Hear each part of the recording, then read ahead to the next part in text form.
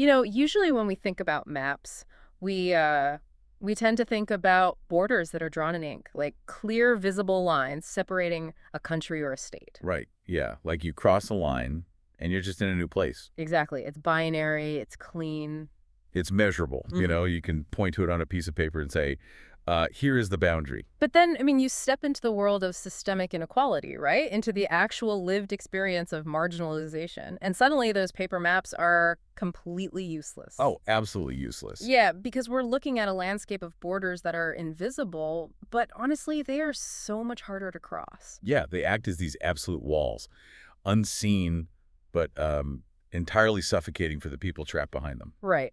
And that brings us to the mission of this deep dive. Because if you've ever tried to understand how systemic inequality operates, the theories can sometimes feel pretty abstract. Yeah, a bit academic. Right. But today, we're looking at the daily, suffocating reality of a person's actual life. So, okay, let's unpack this. Let's do it. We have a stack of sociological texts, literary critiques, and some really powerful excerpts from a groundbreaking 1992 autobiography called Karukku. Yes, Karukku. And it was written by Bama, who is a Dalit Christian woman from Tamil Nadu, India. And we really need to establish right away how significant Karukku is, in the literary and sociological world. Definitely. Because it isn't just a memoir in the traditional sense of, like, here is my personal story. It operates as what academics call a testimonial. A testimonial. Yeah, it's an individual narrative that speaks for a much larger collective voice. Yeah. Specifically, the voice of the Dalit community. Right, which makes it so powerful. Exactly. And the central theme we are exploring today is this concept of the triple burden, or the intersectional squeeze. The intersectional squeeze, I like that phrasing. Yeah, Bama's life really demonstrates that marginalization isn't just one single weight pressing down on you. Right. I mean, she is crushed simultaneously from three different directions. Right. First by caste, which demands ritual purity. Second by class, which extracts this brutal economic exploitation. And third by gender, which enforces strict patriarchal control.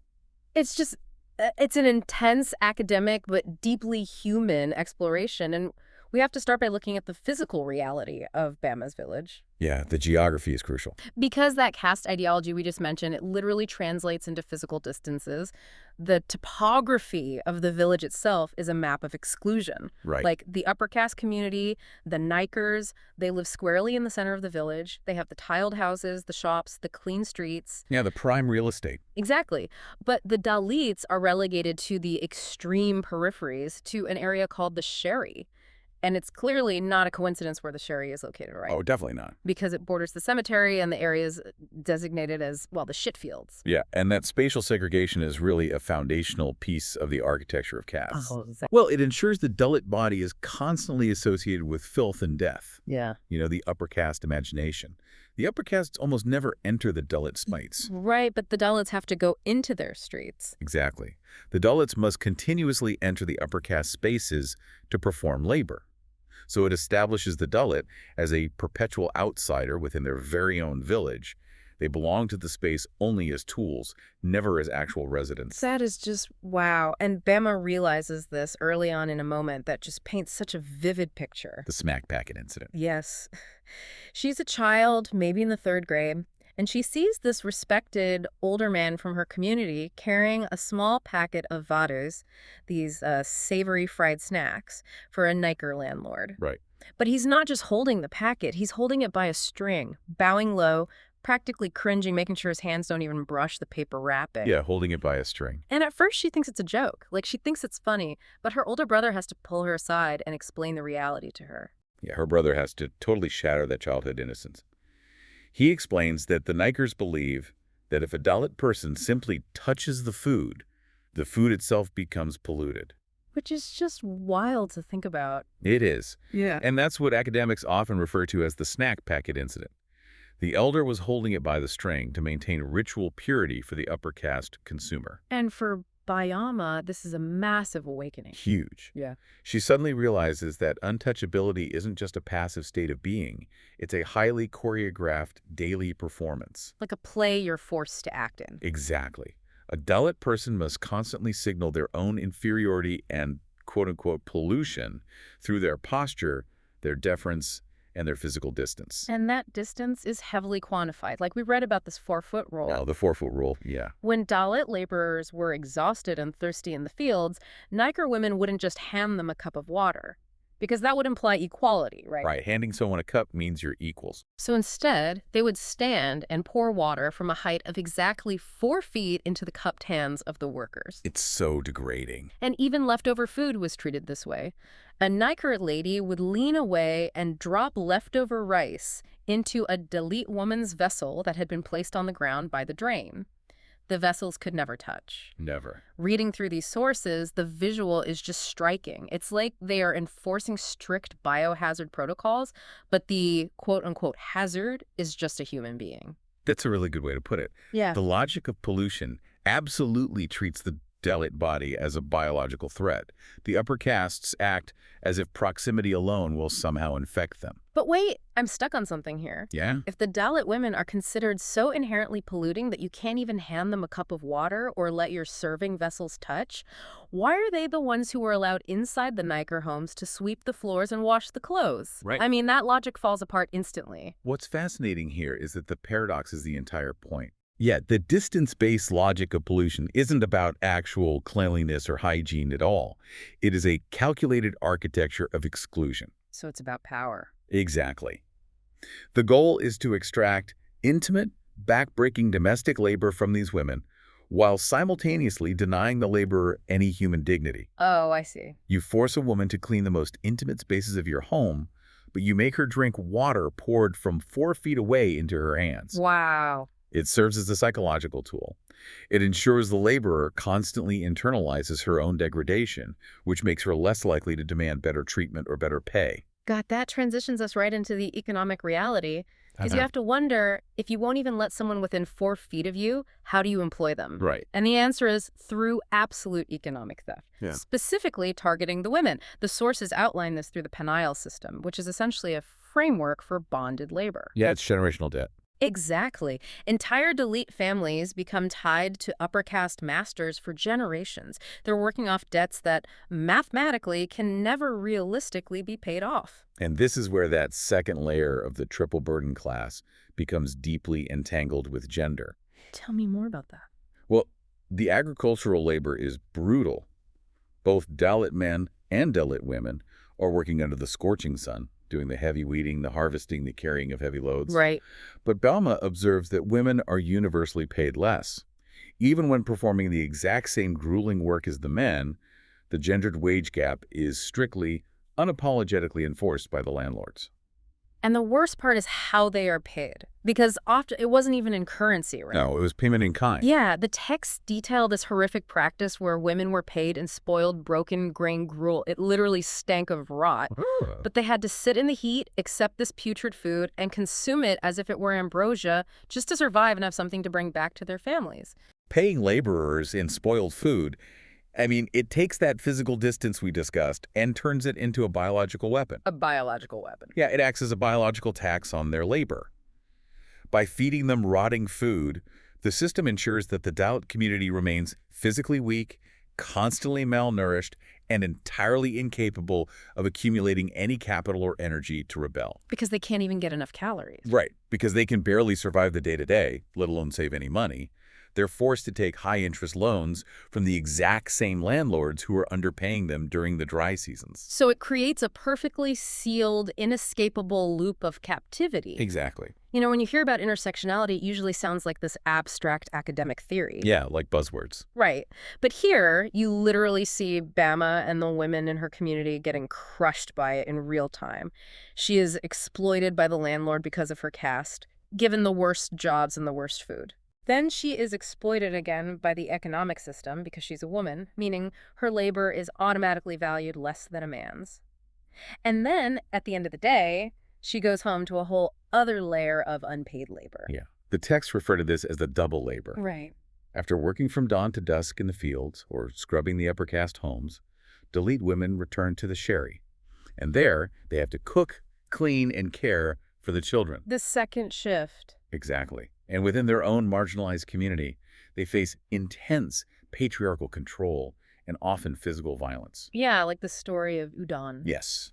The text recounts stories of this man named Udon who would drag his wife by the hair to the community hall and beat her with his belt in front of everyone. Just horrifying. So the Dalit woman is truly squeezed from all sides, by the landlords, by the economy, and by the men in her own community. So what happens when a community under that much pressure finally pushes back? Because the boundaries are challenged eventually and the state steps in. And the sources show us that when the state intervenes, it uses gendered violence as its primary weapon. There's a major event in the book called the Cemetery Conflict that illustrates this perfectly. Yeah, this is a pivotal moment.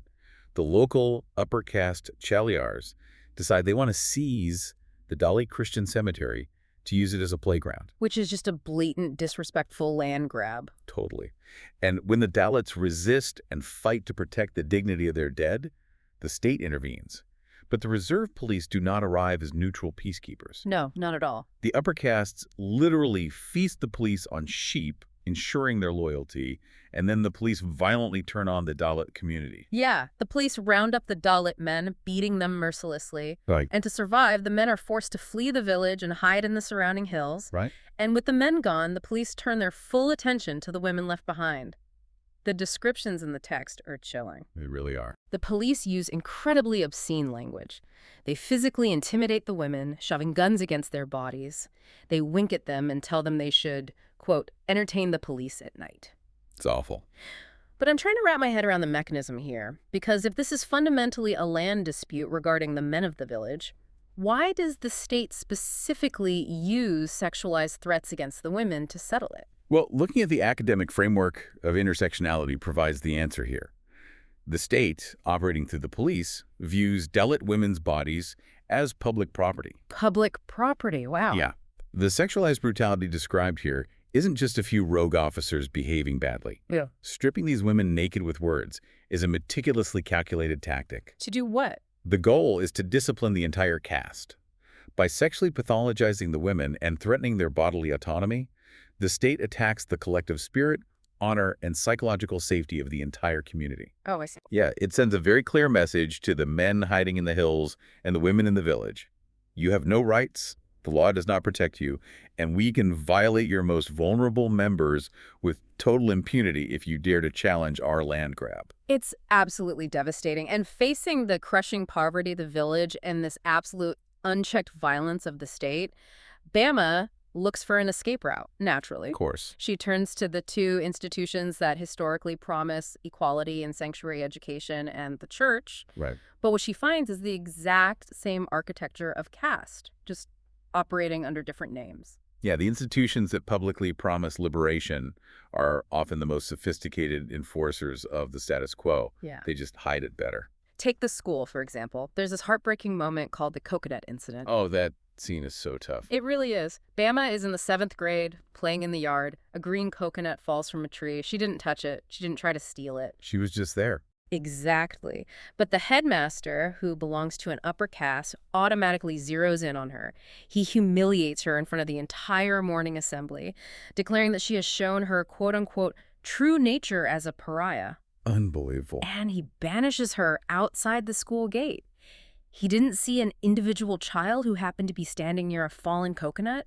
He saw a representative of a caste he considered inherently criminal. Yeah, she isn't being punished for anything she actually did. She is being punished simply for what she is. Exactly. And when she seeks help from the local priest, expecting a Christian sense of justice, he completely dismisses her. He literally tells her, after all, you are from the Shari. You might have done it.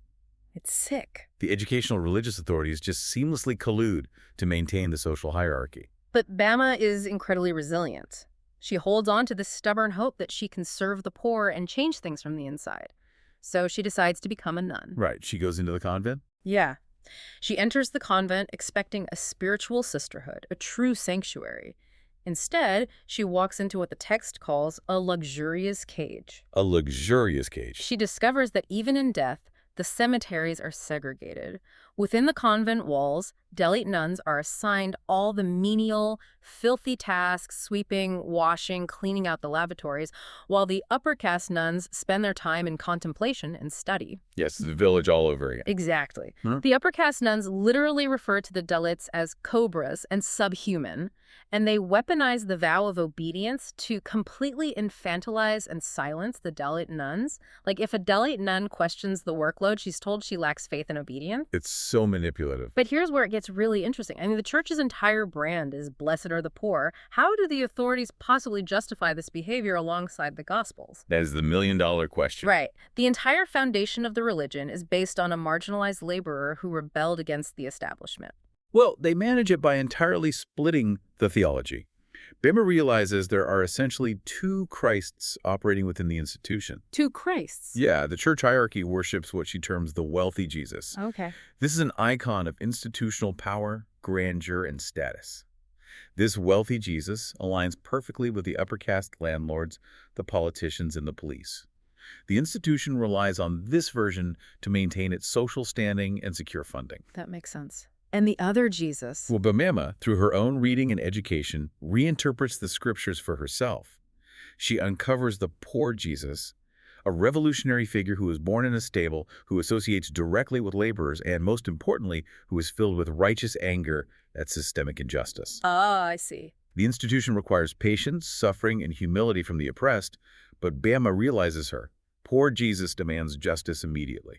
That theological split is brilliant, but it also means she realizes she's living a counterfeit existence inside the convent. Exactly, she can't stay. So, having exposed the hypocrisy of the state, the school, and the church, Bama has to forge her own path of resistance.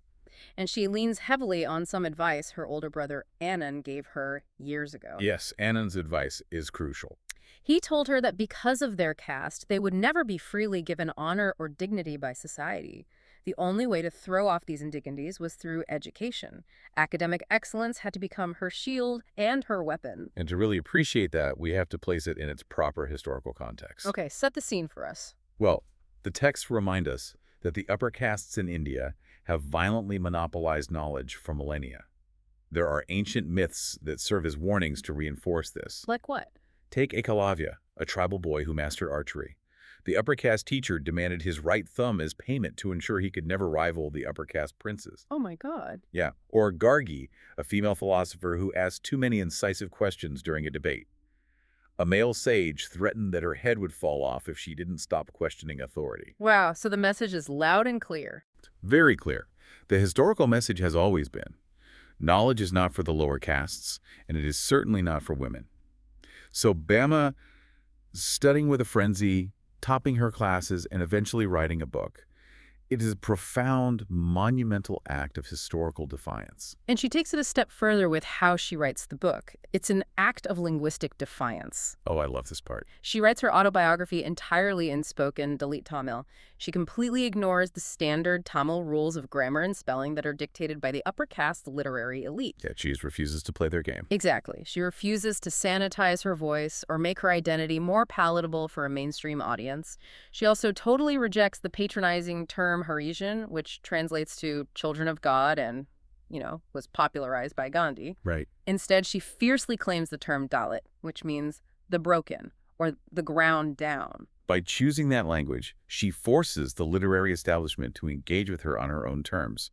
It's a complete rejection of the refined self that the school and the convent tried to force upon her. But I'm curious about the name of the book itself. Why Karukku? What does that actually translate to in this context? Well, it has a brilliant dual meaning.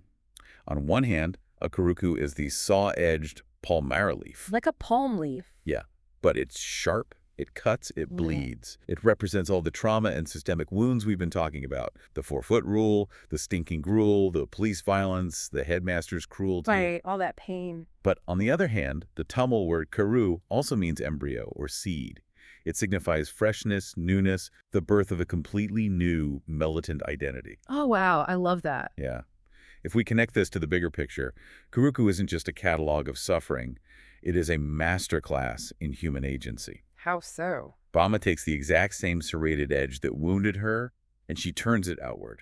She uses it as a weapon to slash through the entire architecture of exclusion. I just marvel at her ultimate choice at the end of the narrative, because she leaves the security, the guaranteed meals, and the social prestige of the convent. Yeah, she walks away from it all. She chooses to step out into the world as an independent woman with absolutely no safety net, to live as a Dalit among Dalits. As she puts it, she leaves with broken wings, but with a whole and honest mind. It's incredibly brave. Truly. It is the ultimate rejection of the institutions that sought to manage and suppress her intersectional identity. She realizes her true strength lies in the very identity the world tried to use against her. Okay, let's take a breath and look at what we've covered. Yeah, we've covered a lot. We've journeyed through the vivid, heartbreaking, and ultimately empowering world of Karukku. We've seen how caste, class, and gender interlock to form a suffocating triple burden. A literal triple threat. Right. We've seen how this is enforced by physical barriers like 4-foot rules, economic violence like paying laborers and rotting food, state violence targeting vulnerable women, and the deep hypocrisy of religious institutions demanding obedience over justice. But we've also seen the unstoppable power of education, of reinterpreting your own spiritual worth, and of unapologetically owning your own voice and language. So what does this all mean? I think the crucial takeaway is understanding how these systems survive. Okay. The sources show us how the caste system didn't survive for millennia by remaining static. It survived by constantly mutating. Like a virus. Exactly like a virus.